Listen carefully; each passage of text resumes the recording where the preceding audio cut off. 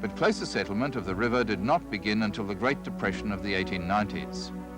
When all South Australian municipal works halted, the Kingston government, apprehensive of civil strife, decided that idle city hands would be best kept occupied in the bush. 10 sites suitable for agriculture were selected on the almost uninhabited stretch of the Murray between Morgan and Renmark, and these were declared open for selection not in individual blocks, but as community settlements. Any group of 20 or more persons who formed an association were eligible to work and live on one of these village settlements, which were, in fact, government-supported communes. Socialism had not been the intention of the government, since its long-term aim was to divide the land among individuals when they could support themselves. But the ideas of Karl Marx were gaining momentum at this time, and some politically minded unemployed from Adelaide jumped at this chance to put their principles into practice. They would raise up socialist villages, run on the highest ideals, a utopia on the Murray. The villages did indeed become known as South Australia's communist settlements when they opened in 1894.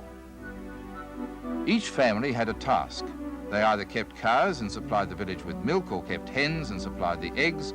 Others fished or rabbited, cleared land or grubbed roots, planted or pruned, or worked the pumps.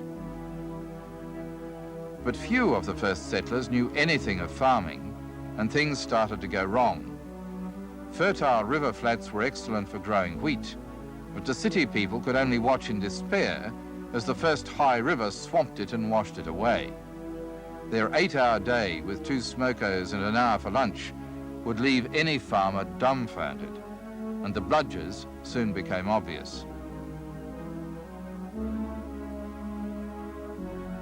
Arguments broke out over everything, and some even refused advice on how to do a task from someone experienced in it. Disputes were to be settled by the arbitration of disinterested villagers, but in a communal village, disinterested persons couldn't be found.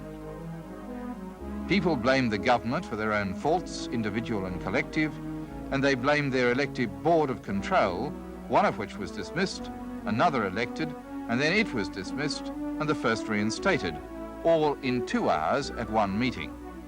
And a group of women threw the chairman of the board through a window at another meeting. All the fine principles meant little in practice. High expectations bred not hope but frustration. And since there was no real authority, anarchy resulted. At Waikerie, the single men rebelled, claiming that they were doing more than their share to support the families of the married men. They walked out and started their own settlement a few miles downstream at Ramco. In less than 2 years, communism had proved itself a failure, and 4 settlements had already folded when in 1901, the government abolished the communal system and allotted each of the remaining settlers a 10-acre block as his individual responsibility within the village association. But still the villages folded, and the socialist idealists sought greener pastures.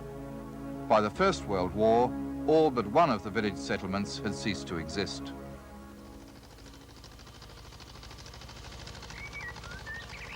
But from those very clearings just a few years after, rose new and successful communities, run not by theorists of eloquent words, but by battlers who were friends and neighbours. Their cooperative water trusts, community hotels, distilleries and fruit packing sheds still provide self-help today. And the once arid banks are now proudly referred to as South Australia's riverland.